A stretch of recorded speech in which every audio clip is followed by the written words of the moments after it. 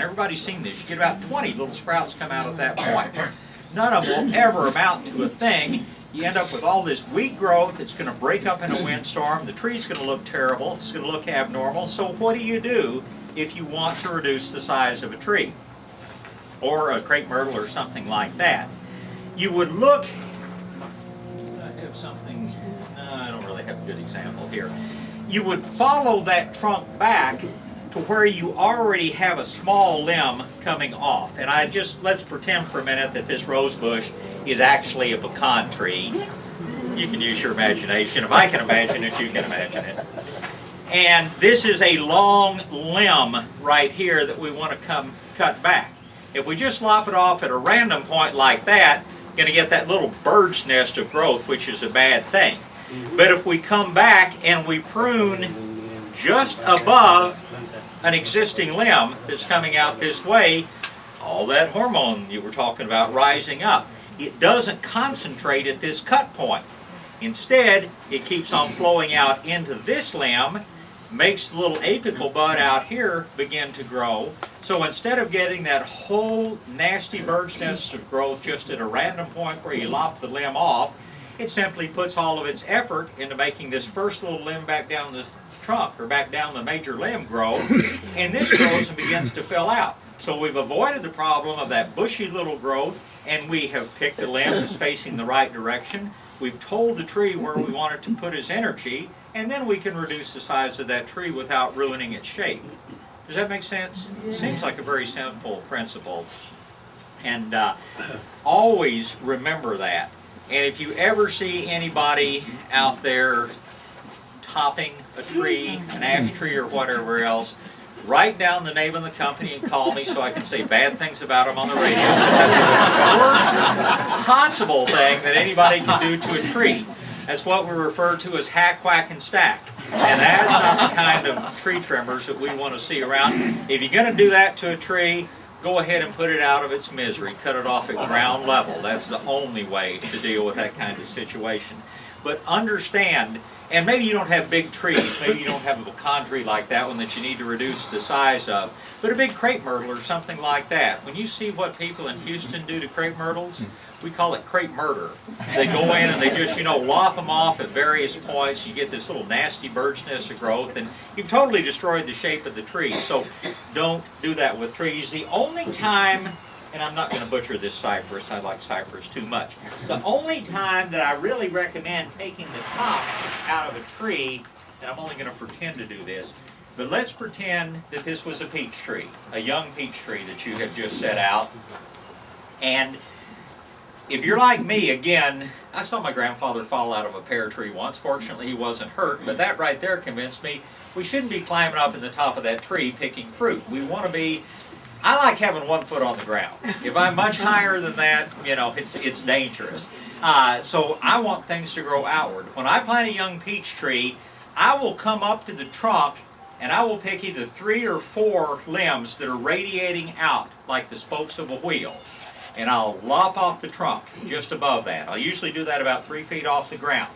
In the case of, if this were a peach tree, I would probably cut this trunk off right here, or right here. I would save this limb, this limb, this limb, and this limb. 4 limbs pointing out roughly at 90-degree angles. Then I would go through and I would cut everything off. So what's going to happen? A peach tree is a vigorous tree. That hormone we're talking about flows up the trunk, flows out into those 4 limbs.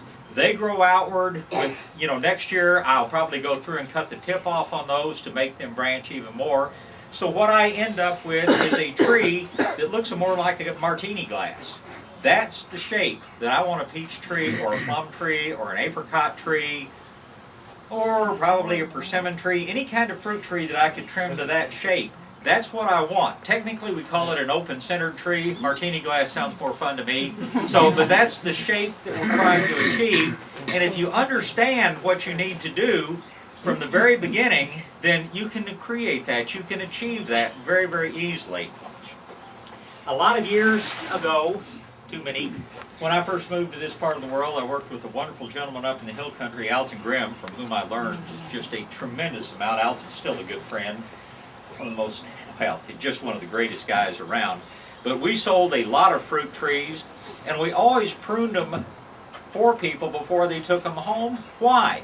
Because they were buying a tree this tall, and somebody comes in and at that time was paying $8 for a fruit tree this tall, and you tell them to cut off half the top of the tree. You think they're going to do it? No. They're going to take it home and plant it and say, that guy didn't really know what he's talking about. I'm not going to give up. You know, that's $5 worth of tree I'm cutting off. So we would always cut them off before we sent them home with people, and then 5 years, I mean, they would look. I mean, their jaw would drop like, what did you just do to my tree? And you tell them it's for their own good. You can believe it when a nurseryman tells you that. It's when government officials tell you that. But anyway, if anybody's planting fruit trees, if anybody's planting peach trees or plum trees or things like that, do that immediately. And remember that those healthy limbs coming out, radiating out like the spokes of a wheel, those are the ones that you want to make the major scaffold limbs on the tree. And as long as you understand this business about how you've got a hormone flowing up the trunk and how it's going to make the buds break, which ones it's going to make break, you've got the principles that you need to pretty much apply to any kind of pruning that you do. Now what I want to do now, I want to tell you one more thing about trees first, and then we'll go through the when you do it, the how much you do it, things like that. But since it's fairly simple, I want to take just a second and talk about young trees, because lots of people are planting trees, and a lot of people think, oh, I wanted to have a nice, strong, straight trunk, and this cypress tree, again, would be a great example. And everybody says, okay, I'm going to cut off all this side growth up and down the tree so that I have a nice, bare, strong trunk, right? Totally wrong thing to do. What I want you to remember is that everywhere that you have a leaf up and down the trunk of a tree, you've got a little sugar factory there that is making carbohydrates, that's pumping them back into the trunk.